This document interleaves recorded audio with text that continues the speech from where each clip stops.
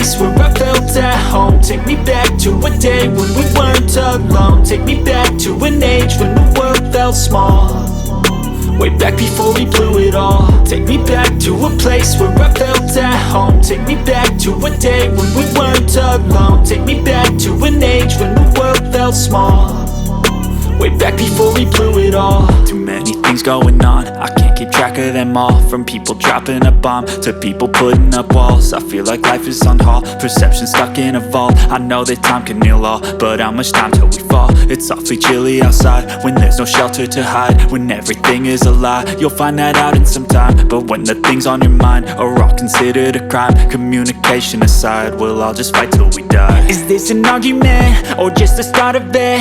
Either way, I don't wanna be a part of it. Can I just get some space? I don't have the heart for this. I can't be picking up the pieces, fixing scars from this. Is this an argument or just the start of it? I wanna drive away so I can be so far from it.